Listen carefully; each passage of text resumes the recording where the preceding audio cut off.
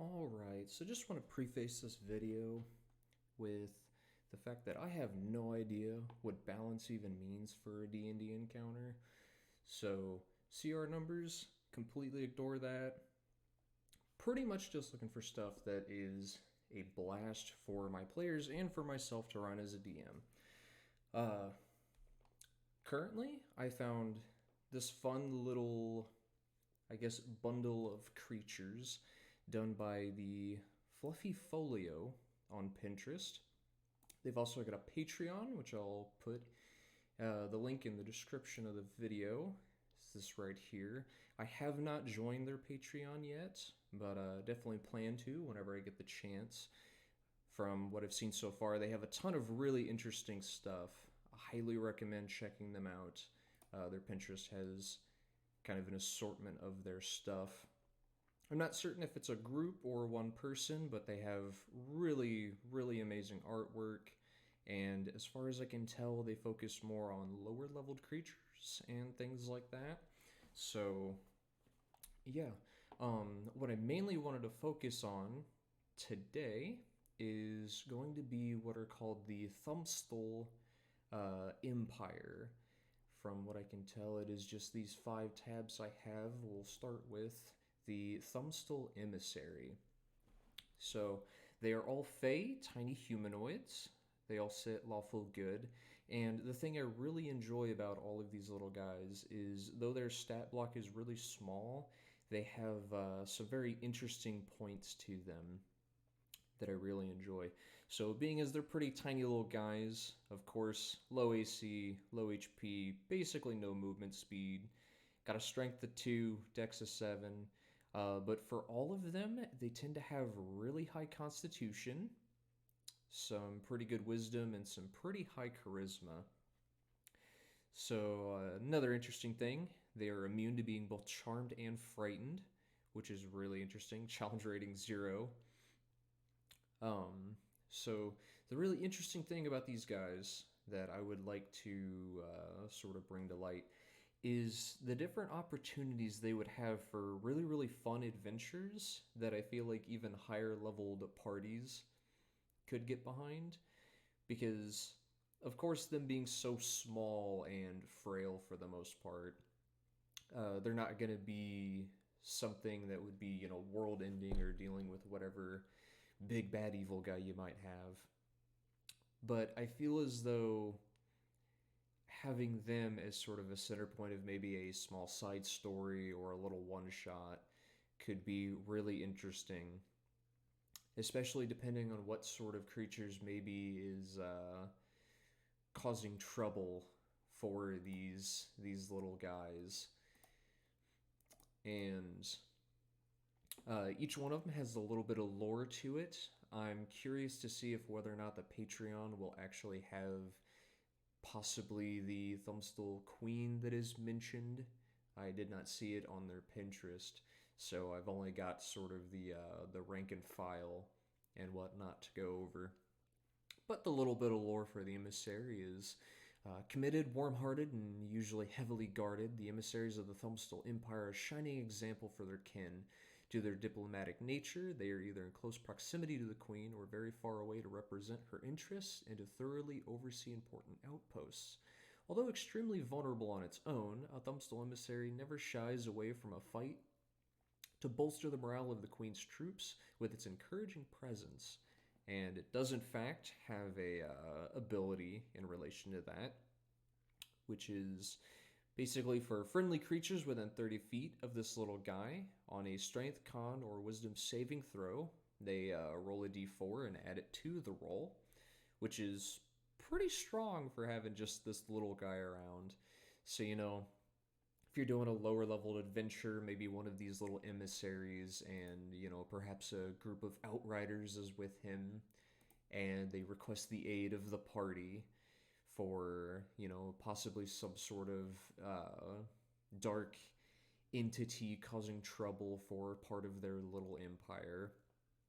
And having this little dude with the party would give them those benefits, those saving throws, so you could throw out some interesting creatures of some kind. Or possibly even, the natural dangers of whatever sort of adventure they go on. Being Fey, of course, they have magic resistance, which is pretty interesting for these little guys. Little fun bit added on top, and they also have this really interesting and unique thing I've seen, which is never back down. If damage reduces the Thumbstall emissary to 0 HP, it must make a Constitution saving throw with a DC of 5 plus the damage taken. On a success, the Thumbstall emissary drops to 1 hit point instead, but is prone. And every single one of these guys is going to have this, so that's part of the reason why they have such a high constitution. They're very hardy little Fae, but every single one of them will have this ability. And a fun little thing they've noted for a lot of the creatures on here that carry weapons being tiny is they always label them as pesky because of the very minimal damage they do. Of course, this guy having -4 to his strength, he does 0 bludgeoning damage, and as far as I can tell, they use a D4 for the base damage, so +0 to hit, 0 damage dealt. So really adorable in that regard for them. And then we have the Outriders, which there is a stat block for the creature they ride as well. I believe they're called Minklings. And similar to all of the others, pretty low strength, decent dex this time, 20 constitution for these guys, 17 wisdom. So they got a +7 to constitution saving throws, +5 to wisdom. These guys are challenge rating 1/2. They've got mounted combat, which is while mounted. It deals an extra 2 or 1d4 piercing damage for the lance's attack. Normally it only does 1 measly piercing damage. Of course, they have magic resistance. But they also have heroic charge, which is a reaction. If they move or are moved at least 20 feet straight towards a creature and stop in a square within 5 feet of that creature, can make a pesky lance attack with advantage against the creature. It hits the target. The Thumbstall bursts with encouraging heroism. Each friendly creature within 30 feet of them has advantage on its next attack roll against the target until its next turn or until the Thumbstall is incapacitated. So they could be, in a way, a bit of a dangerous force against a party that maybe gets on the bad side of this empire. Because even though it is just 1 piercing damage, while mounted they'll do an extra 2. So that would be 3 damage, 3 pesky piercing damage per go around. And since they're tiny but don't have stat blocks for swarms, it would be pretty funny to see a, party of medium-sized PCs being sort of bullied by such small little Fey folk. Death by 1,000 cuts, pretty much. And then we have the Thumbstall Sharpshooter, which these guys have a little bit more speed 15, a little bit higher dex, they're pretty accurate, but lower wisdom. Again, 20 constitution. Almost forgot, the conditions immunities, I believe every single one of them are immune to being frightened. They are impossible to be intimidated. These guys have quite a large kit for just being little crossbowmen. They've got Bullseye, so if they haven't moved and have not been moved since their last turn, they score a critical hit on 18 to 20, which normally would be very intimidating for both players and NPCs alike. But as you can see, pesky 1 piercing damage, so even if they did crit, it's only going to jump up to a 2. And then never back down, magic resistance, all that fun stuff. But something that's a little bit more adorable for them is showing is how they've only got 2 strength. They've got recoil, which is whenever the Thumbstall attacks with its crossbow, it must succeed on a DC 10 strength saving throw or be pushed 10 feet back and knocked prone. So these guys aren't even tough enough and don't have enough mass to, generally speaking, handle the recoil of their ballistas, basically. And then they've also got reactions weak spot. If the Thumbstall Sharpshooter hits a target with a critical hit while using its crossbow attack, it exposes the target's Weak spot. The next attack of each friendly creature within 20 feet of the Thumbstall against the target scores a critical hit of 19 to 20. This effect lasts until the start of the Thumbstall's next turn. So, pretty funny, having a large troop, a battalion of these little guys, basically turning people into pincushions with these crossbows. But the fun thing about it is all of these abilities is just each friendly creature. It's not just specifying Thumbstalls. So if a party was doing a adventure sort of centered around these guys, the various quests, possibly going with a group of outriders to help them scout out, enemy forces and whatnot. And, perhaps this whole adventure starts with the party being shrunk down to tiny size, be it by whoever the main villain is, or possibly a player just messing with some sort of magical item, or a very powerful trickster fae is just wanting to mess around with the party for a little while, whatever it may be. But even without the players being shrunk down to their size, having some of these little guys with them, maybe helping them through some of the Feywilds, seeing as how they're all, how they are designated as Fey. I know some of them show Thumbstall instead, while others note Fey. So my guess would be they wanted to be a little bit more specific, but I would rule them all as Fey.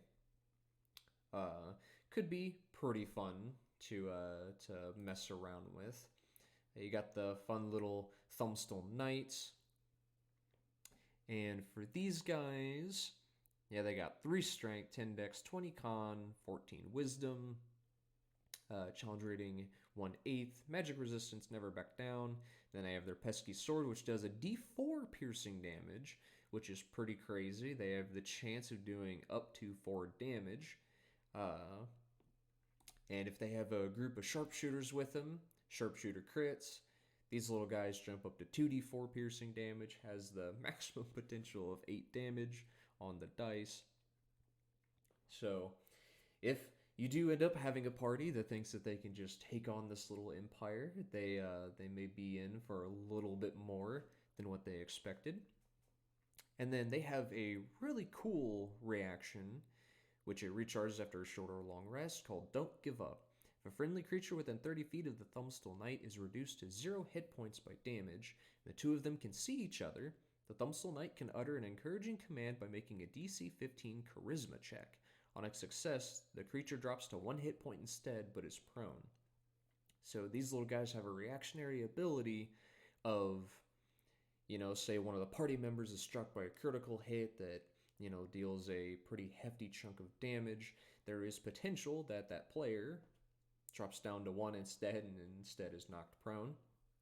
So even though these guys are really small, low HP, and things like that, you could potentially have the players helping them against, a pretty large threat, something that normally wouldn't be, I would say fair and fun for the players to take on, such as, a dragon or something like that, depending on the levels that they have. Now, for me, I tend to rule stuff like this, if it's dealing with the party and whatnot, to sort of help slow or to help speed up combat initiative and things like that, and how long turns take. Usually I will have rolled preemptively a long list of d20 rolls, and then just add modifiers to that, be it for enemy attacks, NPC actions, things like that. That way it speeds things up a little bit. So especially with these guys, if you wanted a small squad of these guys using these reactions and these sort of abilities and whatnot, would highly recommend trying that out. I tend to use those rules for moot groups as well. So if I wanted to have, say, a necromancer with a whole bunch of skeletons with them, I just roll 200 d20, be it online with a roller, or, if I'm playing at a local game, do it beforehand. That way I can just cross them out, go down the list, and just say pass or fail for each of them. works for saving throws, ability checks, all that fun stuff. And last up for these little guys, we've got the Thumbstall Champion, which these guys are pretty tough. They got half plate with a shield. They have an AC of 16, 15 HP, speed 10 feet, of course. And they have 8 strength, 8 dex, 20 constitution, 19 wisdom, 8 charisma. So they're immune to being charmed, frightened, and exhaustion, which is kind of crazy for such a low CR little creature. Magic resistance, of course. Never back down, of course. And they have a pesky spear, which does 2d4 minus 1 piercing damage. So pretty tough guys. So you can imagine, a troop of these guys, crossbowmen, potentially increasing the crit range of these guys, jumping them up to 4d4. All sorts of fun stuff, which at the end of the day isn't a ton of damage. So if this is an enemy to the players for whatever reason, say the players accidentally stumble into this empire and have broken some ancient Fey rule or something like that, it would be funny to have the players on the basically opposite end of being the giant creature attacked by the smaller entities. And let's see, and then their special action is once per day they can push back. They utter a bolstering battle cry. Each friendly creature within 30 feet gains a d4 temporary HP. In addition, that creature is immune to being charmed and frightened and can use the dash action as a bonus action until the end of its next turn. So, all in all, those are some pretty good abilities for a CR 1/2 to have. They can do that for all of the other Thumbstall units, whatever they might need to do, as well as if the party is on friendly terms with these creatures, some pretty fun little boosts that don't necessarily take away from what the party is capable of doing. I know it's kind of a thin wire to walk on whenever it comes to having NPCs with fun little abilities that can affect players and whatnot. Sometimes it can be overbearing, and other times you end up in the situation of players seeing it as DM NPCs that take away from the party being sort of the main cast in the story and whatnot. So I would definitely recommend checking out the Fluffy Folio. They have a ton of low CR stuff to really play around with, and sort of adds that little innocent magical experience to the adventures. Especially the Thumbstalls, I feel like out of all of the different creatures that I've seen so far, they have put a good amount of effort into them with the different little abilities of each kind and sort of the flavor to them and whatnot. And I would definitely recommend using them, even if it's for a little one-shot or to sort of break up the more serious tones you might have for your game, or if it just fits in with being sort of the slapstick silly and whatnot. Yeah, that's about it.